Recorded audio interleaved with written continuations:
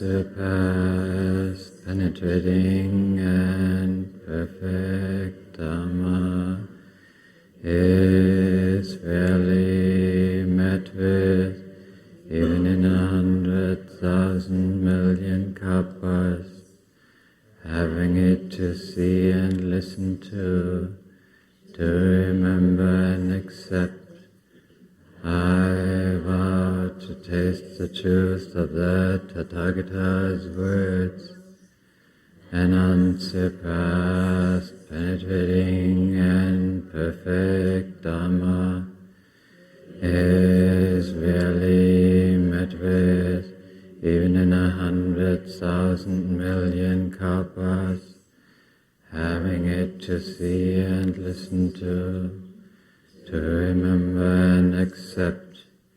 I vow to taste the truth of the Tathagata's words, an unsurpassed, penetrating and perfect Dharma is rarely met with, even in 100,000 million kalpas. Having it to see and listen to remember and accept. I vow to taste the truth of the Tathagata's words.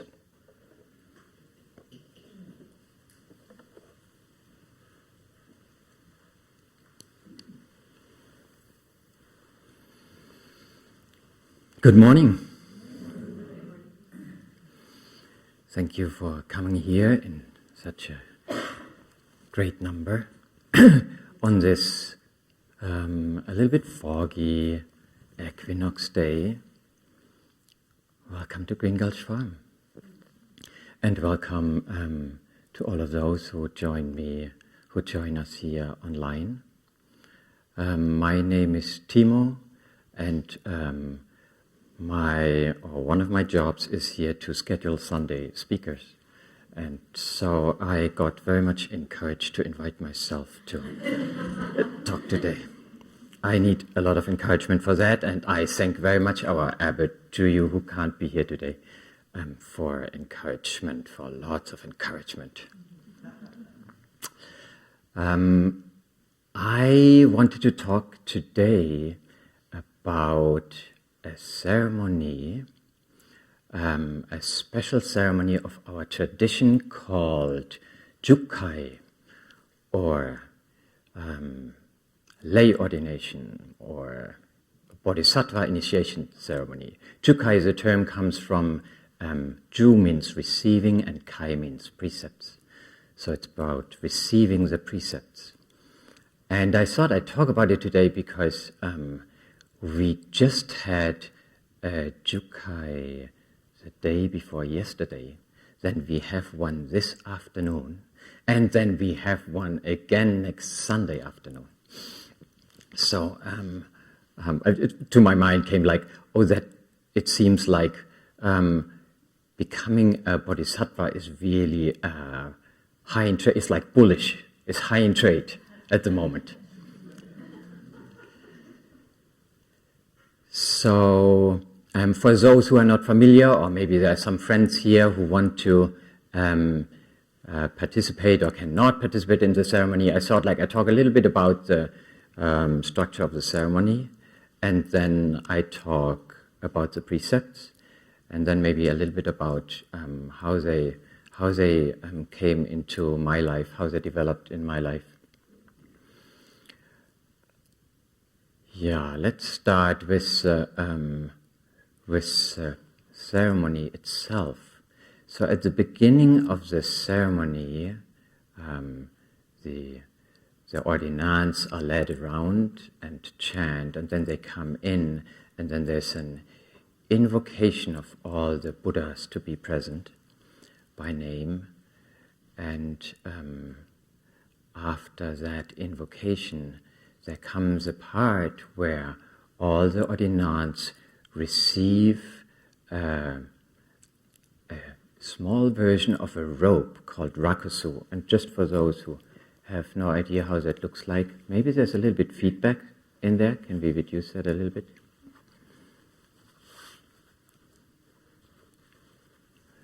And so this is just a version of a small robe. There's a large robe, which I'm wearing, and then all the lay ordinands have sewn their own rakusu. And this is, you see, this is a complex pattern. It's mimicking the rice fields. And so with every stitch which they sewn into the rakusu, they took refuge in Buddha. They say like Namo, Kie, Butsu, with every stitch they do. And so this is part of what is transmitted. And on the back of the rakusu, not of this one, but usually, there is then the name which is given to the student, a new Buddhist name. And so they receive their rakusu, their robe, and their name, and then there comes a purification part of the ceremony, and then after that they receive the Bodhisattva precepts.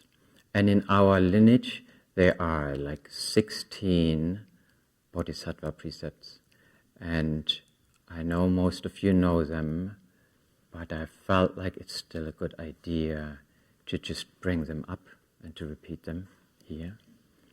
So there are the first 3 ones are called grave precepts, and they are essentially taking refuge in Buddha, Dharma, and Sangha. And then there come 3 pure precepts, which are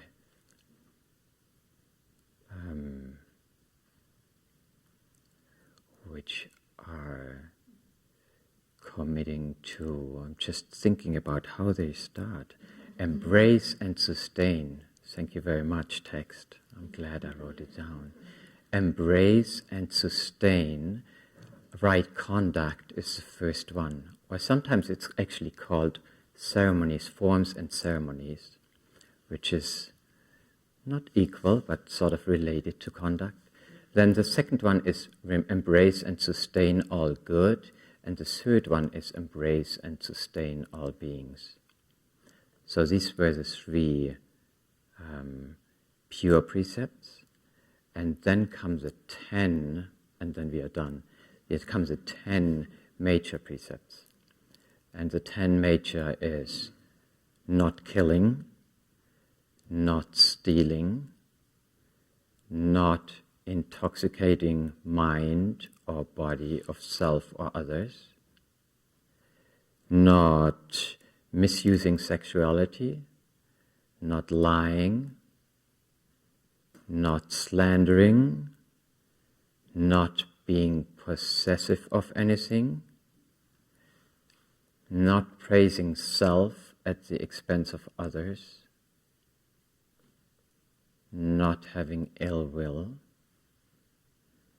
and not disparaging the triple treasure. And the triple treasure is Buddha, Dharma, and Sangha.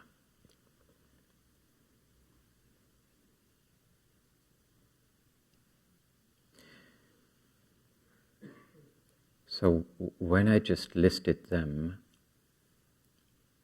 I've actually felt the strength of the precepts. But looking at my history, I have to confess, when I heard these precepts for the first time, I was not impressed at all. Maybe to the background, I'm coming from a very Catholic background, and so I was very used to the 10 Amendments and to some other things, and I left this faith because I really felt like I am not interested in this religious stuff and in these rules, and that is not fulfilling in any way my yearning of what I was looking for. And so I actually moved to Zen to sort of get rid of that baggage. And my idea of Zen was like, oh, Zen is not about thinking good or bad. I mean, Zen is like this thing which is this transmission outside of any rules or scriptures. It's like emptiness. And or like koans, like I was really interested in like, how does the clapping of one hand sound? And I thought, like, oh my goodness, once I solved that question, I will have no questions in my life anymore. I mean, why would I? So that's sort of what I came to Zen for, and I definitely was not into this rule thingies. Maybe in a nutshell, you could say like I was into enlightenment, even if I didn't say that. So that's what I was looking for. And so you might have heard that saying like, oh, the thing you want to escape, will chase you. And I think so it might have happened. So this was all like maybe more than 30 years ago. And then in 2000, that's now already 24 years ago, in 2000 I went to a Zen retreat in the UK, Gaia House. And there something very unexpected for me happened. I was very involved in a Zen group in Germany. And I met this teacher, and I realized this is actually the teacher I was looking for in my whole life. And it could not be clearer than that. So I did not expect that experience, but that was for me like, yes. And you might expect the only odd thing was this teacher was really into precepts and Buddhas and Bodhisattvas and all that religious stuff which I had hoped to escape. So that's how things happen in life. And I remember actually one day I asked my teacher if there is anything for me in addition to giving up my aversion against these figures and these rules and these things. Is there anything in addition to that other than giving up aversion? And he said, no, I don't think so for you. I think that's enough. So after that, it took me only like a short 10 years until I asked my teacher for receiving the precepts. And you could ask like what happened in these 10 years. And I would say I warmed up to them very slowly.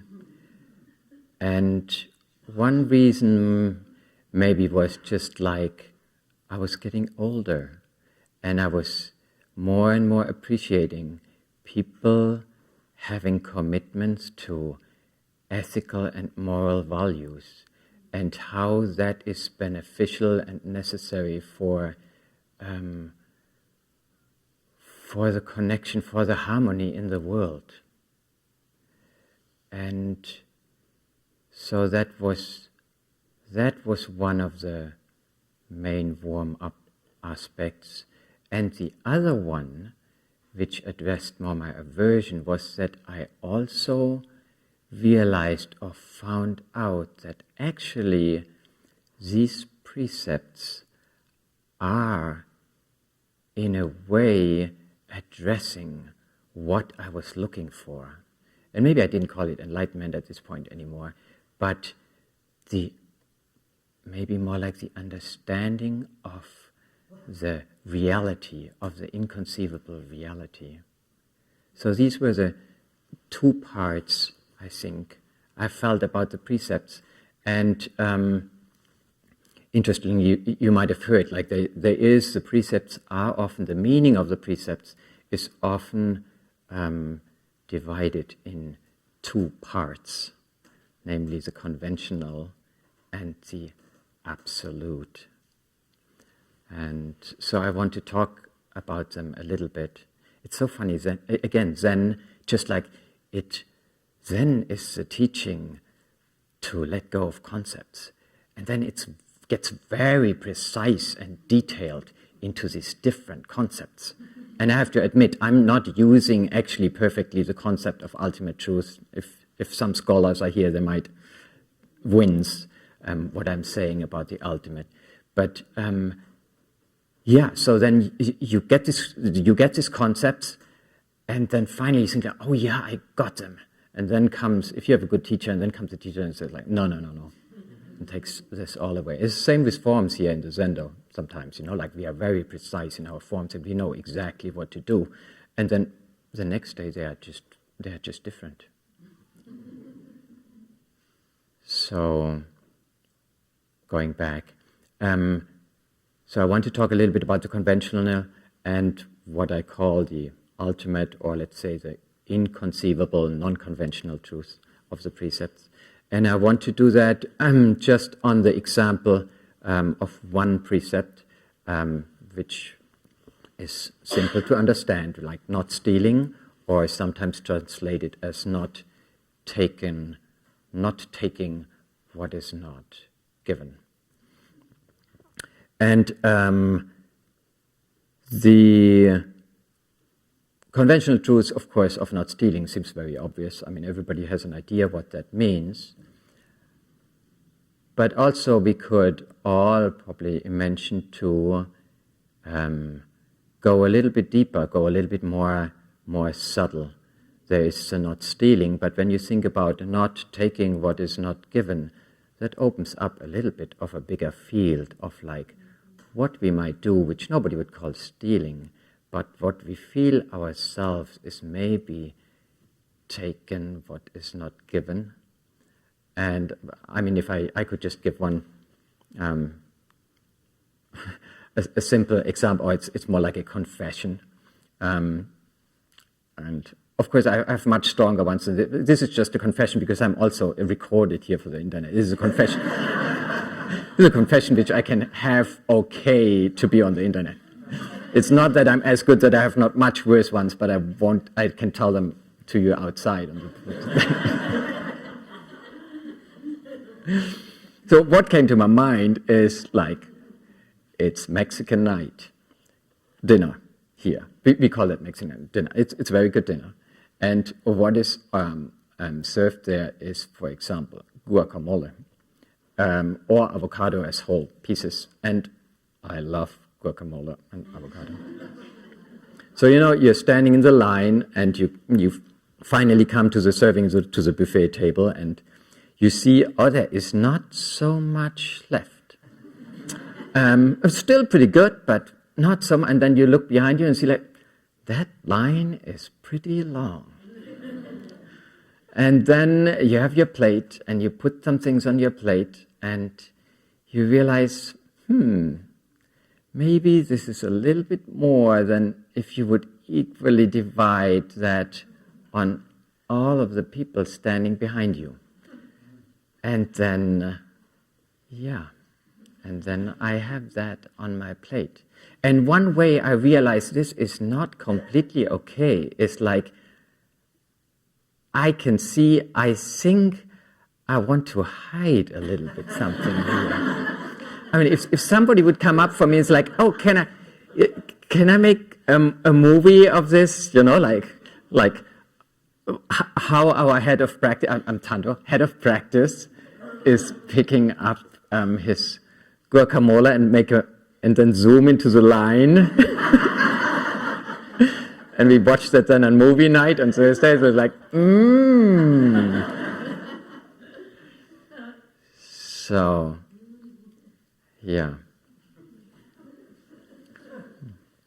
Anyway, so you can imagine there are a million other ways how you could think about taking what is not given and applying that. I mean, even from, not from others, even from your own body or so, where you might think like, this is asking too much. It's not freely given what I request from this body, from this mind, or so.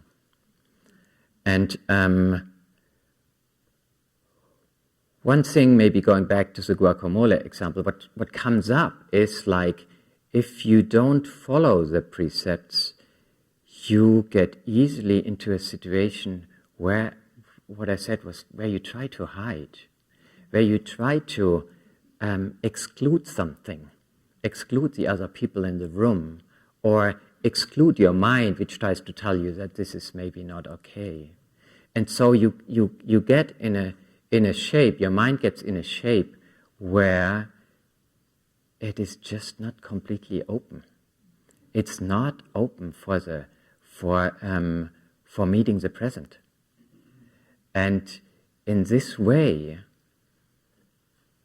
if we follow the precepts, it gives us a container where we are sort of in some way protected from this situation where we want to exclude ourselves.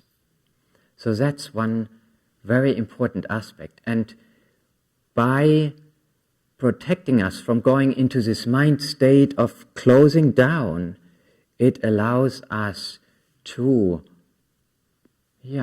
open up to receive, to open up to what we call maybe the reality as a whole, the unconventional reality. And so, one aspect of practicing the conventional precepts, or the precepts in a conventional way, as I just mentioned, is just to help us to stay upright in the situation. And another one is like, I think the precepts are giving us or painting us a picture of this not conceivable reality. Like each precept paints a little bit of a different color of that reality. And so if we follow the precepts, or we observe them, we sort of align our mind to the reality and therefore allow us to move more freely. That's one idea how the conventional moves us forward to the more ultimate truths of the precepts.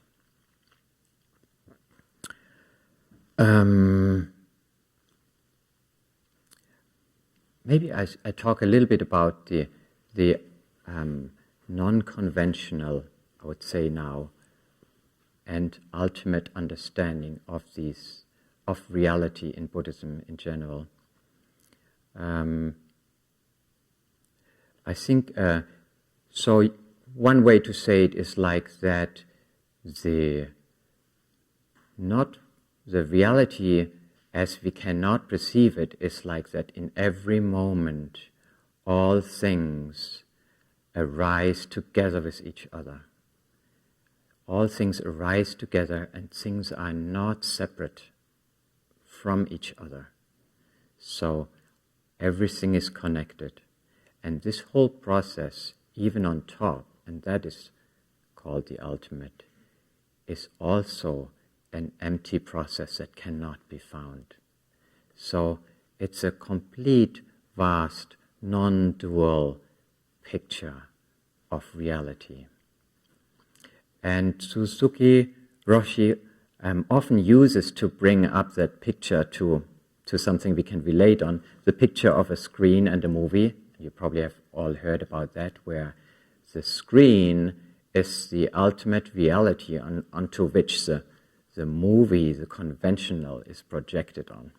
And so the screen sort of just reflects what is, but because the screen has no contrast itself, we cannot catch the screen. We just see the movie. There's no way to really grasp the screen on which everything is completely connected. And when I thought about that picture, the next morning I was standing in front of the mirror and I said like, oh yeah, it's just the same. Of course, the mirror is just a screen. And even knowing that there is a screen, there is this silver layer behind the mirror, I tried to select, can I sort of find somehow that silver layer behind the mirror on which everything is reflected. And you probably tried, but it's impossible. I mean, it's really like, even if you know and you try, there is just no way, because the only thing we receive is reflection. Maybe if it's damaged on the side, you can see a little bit of it. But, yeah. So,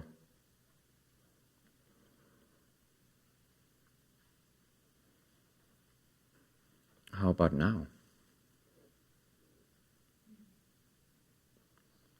I mean, if the teaching is true, we are all facing this inconceivable reality, just directly right in front of our face. How nothing is separate, how all things are connected, how they are just reflections. How the screen never changes.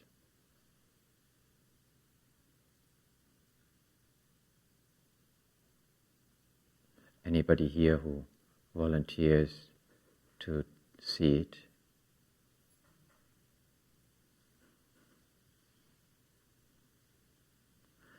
The problem is it's not visible not only for our eyes, it's not visible for any of our perceptions. And the reason, or one simple explanation would be, it's just our perceptions itself too. It includes everything. When I try to reach for it, then reaching for it is the screen. And when I think about it, then the thinking is not separate from the screen.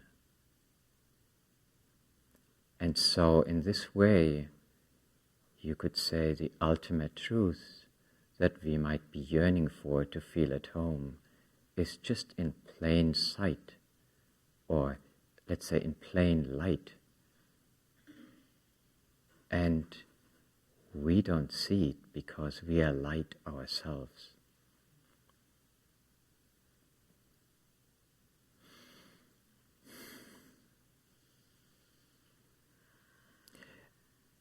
And maybe going briefly back to the precept of taking what is not given.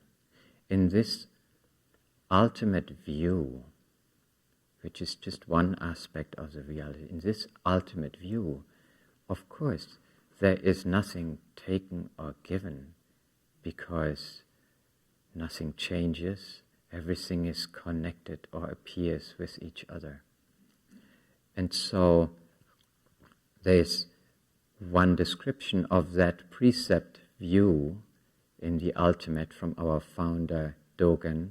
He actually has a nice description from every single precepts, which we usually hear in the conventional view.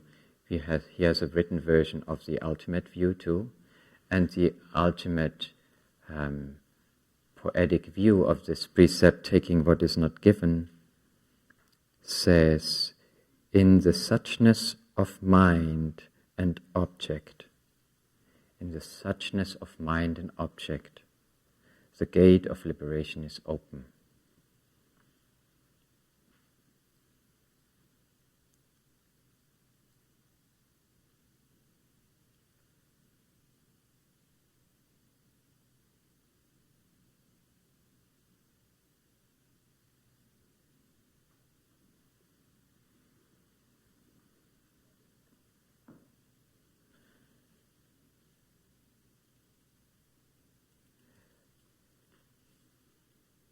And what I think, to realize that suchness of mind and object, what we need to do is to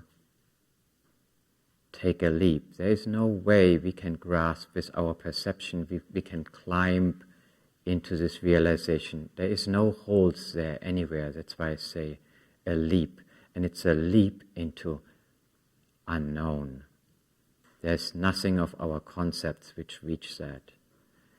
And so a leap into the unknown, sometimes it's described in Zen like the jumping from a 100-foot pole. For that leap, we need quite a bit of courage, because we are usually used to just like to cling on and to feel safe in what we know about the world. And to leap into the unknown needs the courage to let all of that go. And practicing the precepts in its conventional way gives us that courage. And it gives us that courage for one reason, is that we get used by practicing the precepts. Our mind gets in a shape, gets transformed, which resembles this ultimate reality. And so, by practicing the precepts, there is a familiarity which grows, even though, of course, we are fully it. A familiarity which allows this strange thing of what we call needs courage.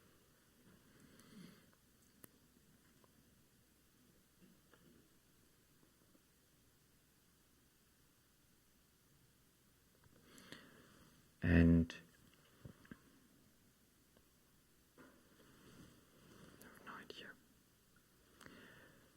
maybe I end here with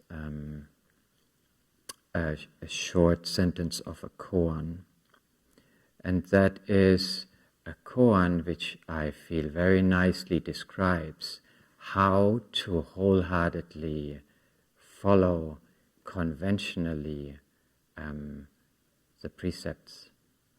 And the koan is called Yun Yan's Great Compassion, and it stars the Bodhisattva Avalokiteshvara, which is the professional in compassion and helping beings, or in, you could say, following precepts, embodying precepts.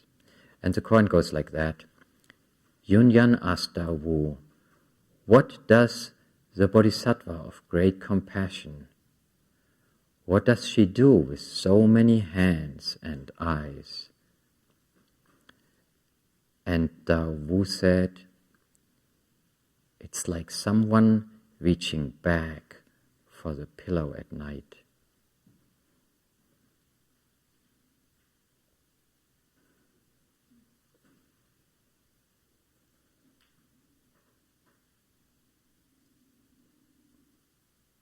I feel this is a wonderful picture, and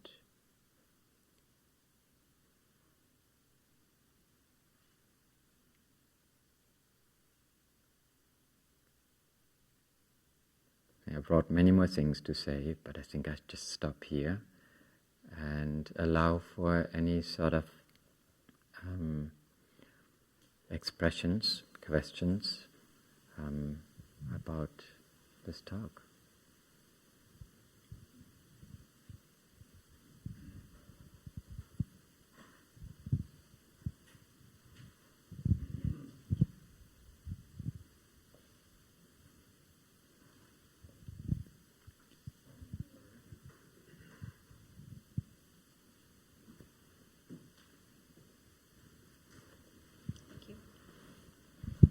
Thank you. As today is the fall equinox, I just wonder if you have any insights to share about how we embrace this new seasonal change.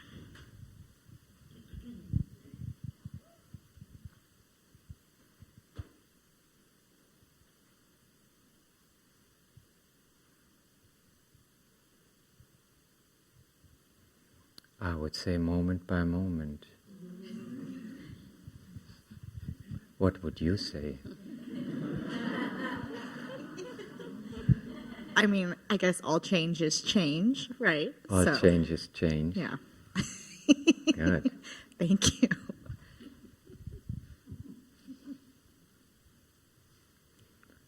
I think Yunyan would say to us, that's 80%. That's how the koan continues. Hi everyone. I want to share something about the fall. I read one time it's the fall teach us how beautiful it is to let things go when the leaf fall and new season would come. So yeah. That is a very nice picture, yes. The beauty of letting things go. I think we often miss that.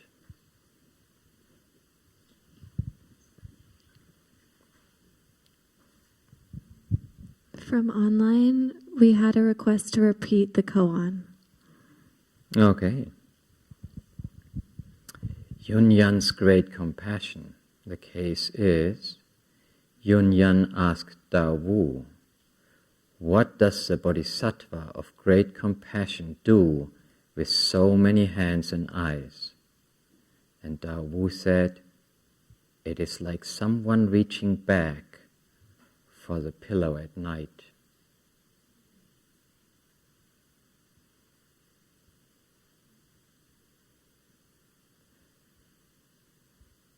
I love this picture of this natural arising compassion.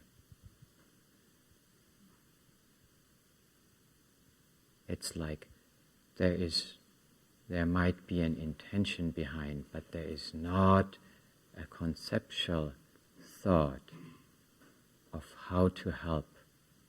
The help arises with the alignment with the reality. It reminds me a little bit like we were, I was recently with a family in Monterey in the Bay Aquarium, and they have this big fish tanks with sardines, and then you see them, how they mysteriously swim together and change directions. And you think, like, if they would ever think about that, it would be a complete disaster. So it is like they completely realize their connection.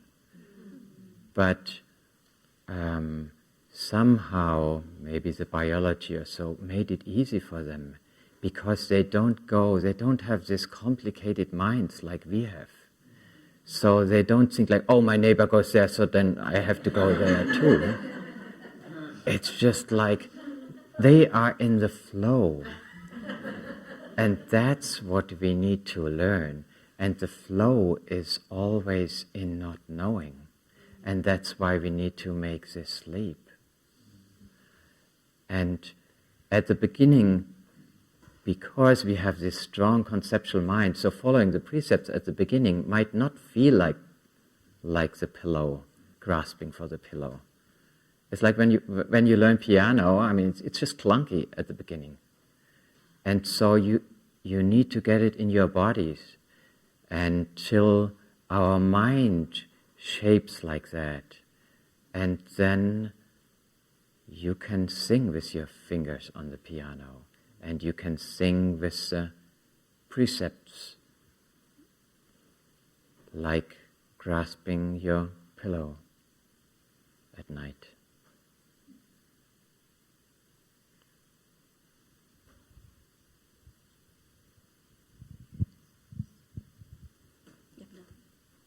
I think there's a... Oh, yeah.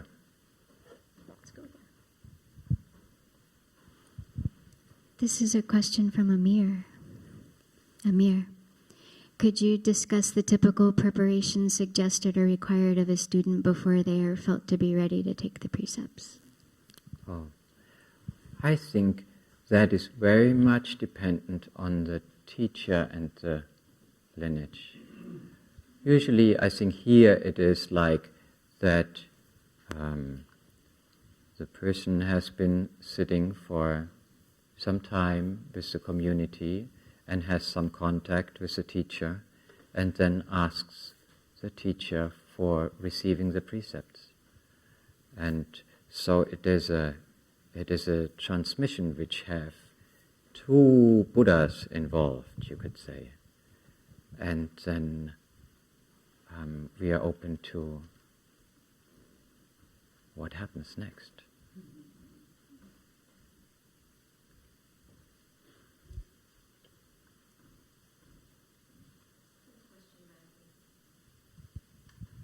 Yes, Hi, please. thanks. I was just wondering if you could repeat the Dogen quote. I didn't hear the second half. You want to hear the Dogen quote? In the suchness of mind and object, the gate of liberation is open.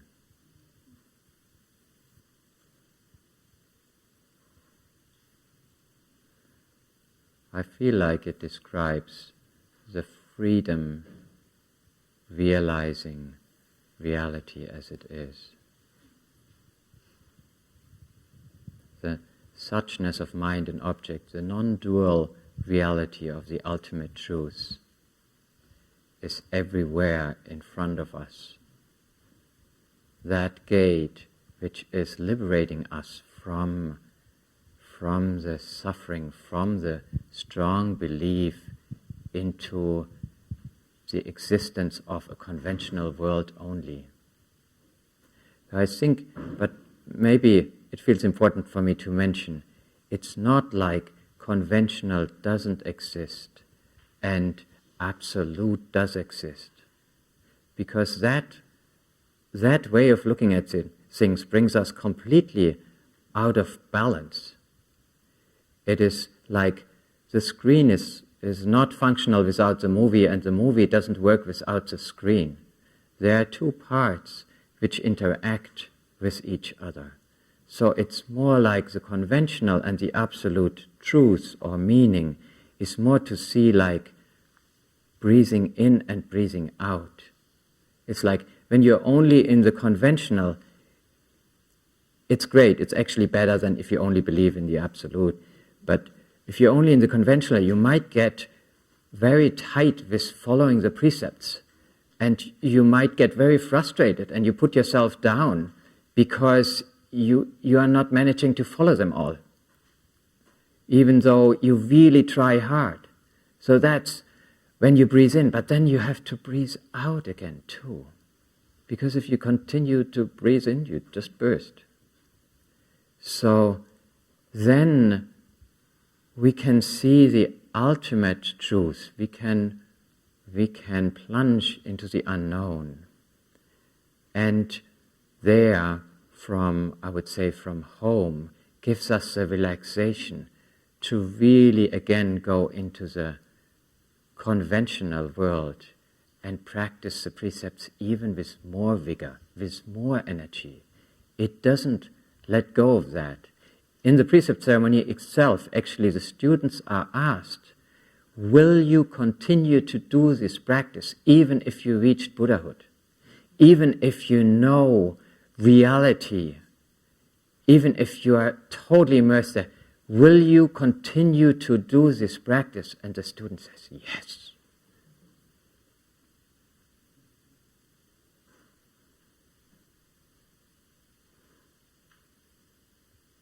Did that address your question? Okay, thank you. Please. Hi. So I've been studying other forms of Buddhism for a while, but I sort of avoided Zen because the koans and the gates feel so stark, you know, into that emptiness is form and form is emptiness. I kind of end up feeling like the chicken in Moana when it looks at the vast ocean and it screams, you know? And I was just wondering if you could talk about that. You talked about the courage, but you also talked about the compassion, just to kind of know when it's like that sort of terrifying feeling, and how to address that. Yeah, taking care of yourself is really, it's written in different ways, but it's really a precept. So it's not like you don't go, my teacher often said that, into a cage of a lion when you are not ready for it. because not only will you hurt yourself, you will also hurt the lion, which might be shot afterwards, So it's really like, and even if nothing really would happen, but to take care of yourself, to not push yourself off the rim into the water is a very, very important thing. Because if you cannot be kind, careful, compassionate with yourself, how could you be it with others? So, yes, thank you for bringing that up. This is, I think, a very crucial part to take care of yourself before, you could say, even before you take care of others, like the mask in the plane. And if you manage to, we might have boundaries and we might feel not so good about them because we feel like, oh, but I'm not helping so much. Then try the view of making this boundary a gift rather than something which divides you, which blocks you off. Like if you have problems to meet somebody because it's just like you feel not ready for it, then tell this person, maybe I'm not ready to meet you yet, but make it as a gift rather than trying to block you off. Because if you block yourself off, then your mind shape goes again into a shape where you are closed down. But if you open yourself up, I understand, we can't open ourselves up to everything. But we can open ourselves up to set a boundary as a gift to these things which we feel not ready yet.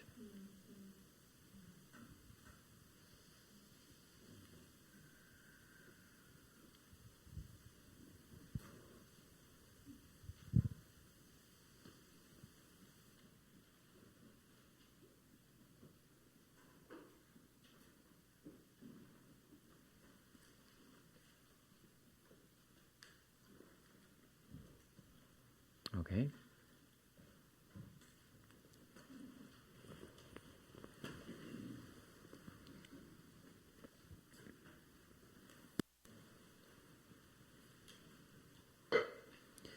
May our intention equally extend to every being and place with the true merit of Buddha's way. Beings are numberless. I vow to save them. Delusions are inexhaustible. I vow to end them. Dharma gates are boundless. I vow to enter them. Buddha's ways unsurpassable. I vow to become it. Beings are numberless. I vow to save them. Delusions are inexhaustible. I vow to end them. Dharma gates are boundless. I vow to enter them.